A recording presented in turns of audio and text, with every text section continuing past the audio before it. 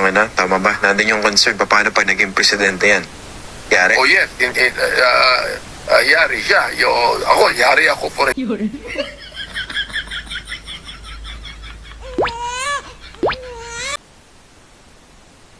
Si Benny Abante ay ang senior pastor at tinawag pa siyang obispo ng Metropolitan Bible Baptist Ecclesia, isa sa libu-libong denominasyong Kristiyano sa buong mundo kung saan mayroon ding daan-daan sa Pilipinas. Sa lahat ng pamantayan, si Benny Abante ang pinuno ng isang simbahan ng MBBE tulad ni Pastor Apollo Quiboloy na pinuno rin ng sarili niyang simbahan na KOJC. Ang pagkakaiba sa pagitan nina Abante at Quiboloy ay, ang huli ay hindi isang politiko kahit na maraming mga politiko kabilang ang mga naghahanap ng mas mataas na katungkulan sa pambansang antas ang humihingi ng kanyang pag-endorso upang makakuha ng mga boto mula sa 8 milyong malakas na base ng miyembro ng KOJC. Si Abante sa kabilang banda ay isang politiko habang namumuno sa isang simbahan ng higit pa o mas kaunti sa parehong timeframes tulad ng mga Villanueva ng isa pang malaking simbahang Kristiyano na Jesus is Lord. Kahit na wala ang mga kontrobersyang kalakip sa kanyang pangalan, makikita natin kung gaano kagutom sa kapangyarihan at pera si Benny Abante, na nagpakasal sa relihiyon at politikal na panghihikayat para sa kanyang pansariling interes. Sa ngayon isa si Benny Abante na umaatake sa Vice President, partikular na dito sa pagpapahirap nila sa pondo nito para sa 2025 proposed budget. Gayunpaman, alam pala ni Abante ang maaari nilang sapitin sa hinaharap at alam niyang may hangganan ang lahat ng kanilang pamamayagpag ngayon dahil kay Tambaloslos.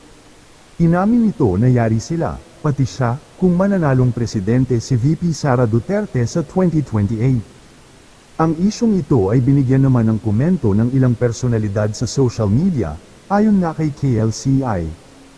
So funny no how some people are taking the side of congressmen who've never shown us the breakdown of their expenses, are corrupt, live in luxury, have nice cars and wear super luxury items, just because they are threatened by another Duterte presidency. I mean 4 years we've seen Congress as corrupt and now sila ang tama. Because her fund is confidential funds are given to not just her but even the president, she refuses to share how she spent it. She would rather suffer the negative publicity than present a security risk. Deserve nyo nga maghirap at manakawan ng mga congressmen nyo. Huwag kayo magrereklamo ha, mabasa ko lang. Ayon naman kay Edwin Zamora ay, Abante's Anger Management Workshop, How to Rant in Circles and Still Miss the Point. In this episode, we will witness Abante's rant and rave, the art of losing the plot while seething with confusion. Oh, Abante, where do we even begin? It's like he's got a personal vendetta against Sara that nobody quite understands, not even him. His recent tirades are a head-scratcher, filled with so much angst and incoherence that you'd think he's been snubbed at a karaoke contest. His statements are as clear as a foggy night, and his rage is just baffling. Before diving into his latest masterpiece of nonsensical fury, make sure you watch the first video. Like a prequel to a soap opera, setting the stage for his grand performance of bewildering anger. If you are unfamiliar with Abante, you might think he's auditioning for a role as the villain in a poorly scripted drama. So, unless you've been following his career closely, prepare yourself for a masterclass in absurdity. Ha ha ha ha, kalerki. Che, ang isyong ito ay binigyan naman ng comment, reaction ng well-known influencer na si Mr. Real Talker. Panuuri ng full video para sa iba pang detalye na magsisimula naman pagkatapos ng maiksing intro.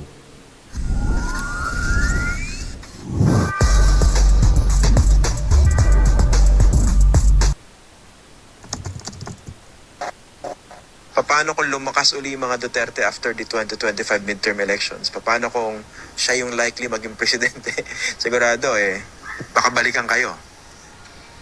Oh yeah, I mean, that's a possibility, no. You cannot discount politics in this, no. In fact, I was talking to one congressman, kaalyado din ni Vice President Sara. Sabi niya sa akin, politics lang to eh. Ibig sabihin, he's also being careful in attacking the Vice President on the budget. Dahil nandun yung tama ba? Nandun yung concern, paano pag naging presidente yan? Yari. Oh yes, yari siya. Yari ako for example. Ha, yari ka talaga, Abante. Baka aabante ka sa inidoro. Sige lang. Lapastanganin nyo lang ang mga Duterte. Di ba? May oras din kayong lahat eh. Lagi nyong tandaan, lahat ng bumangga sa mga Duterte, di ba, nasira ang mga political career at hindi na nakabalik. And lagi nyong tandaan, never pa natatalo ang mga Duterte. Lagi nyo yang tandaan. Kaya ikaw tanda, ha? Ikaw Abante, tatapyasan mo pa ang budget ng OBP? May araw ka rin. Sana all. Sana all. Diba? Sana all. Sana all. So, dito ho, kung ganyan kayo kakilatis, kubilatis, sa budget po ng isang ahensya, paano yung iba? Although, maaari sabihin, kasi wala namang humingi pa ng audit report ng Confidential Intelligence Fund ng Presidente. O kaya po ng DOJ o ng sino man pong merong CIF. So siguro, hingi din kayo ng kopya. At kung meron din pong disallowance, ilantad din po ninyo. Sana Lahat ng all. ahensyang may CIF. Tama. Okay, at mali, Ganyan ang gawin ninyo. di ho ba? At maliban po naman dyan, okay, yung pagkilatis ninyo to the max na ilang mga agencies gaya ng DPWH, ganun din po sana dito at wag ho nating aprobahan kaagad in Tama. one sitting. Kasi kahapon po, Prefer nyo din. kasi kahapon sabi ko, malamang dito para, di ba, para pababalikin pa dito, Vice Presidente. Tama. After 5 long hours, hindi ho ba talagang I move to defer, di ba? Kumbaga, pabalikin pa natin ito, hindi pa tayo tapos dito. Okay? Sige, hanggang dyan lang muna ako, baby girl. Ng ganito. Oh. Hindi ko alam kung bakit, pero for sure, masasagot ninyo. Nasanay din kasi yung iba na nagkakaroon sila ng free pass pagka kaalyado. Oh, House of Crocs, House of Representatives, House of Contempt. Sana all! Lahatin nyo naman. Di ba grabe kayo makabusisi kay VP Inday? Imagine niyo 5 hours budget hearing, hindi pa approve, papabalikin nyo pa? Sana all! Diba? Lahat dapat. Lahat dapat. Bakit katangi-tangi lang na ang Office of the Vice President ang ginigisan nyo ng todo-todo? Bakit? Dahil ba Duterte? Hindi naman kayo halatang namumulitika. Hindi po halata.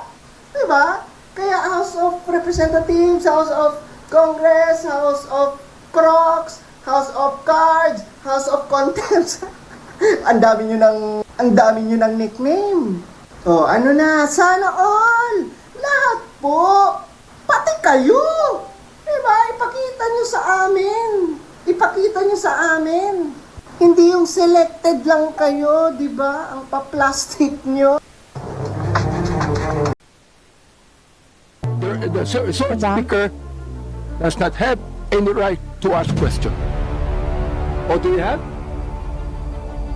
Where is that Madam Vice in your rules that ako ang nagtatanong. Sabihin mo sa akin, hindi ko gusto ang tanong mo.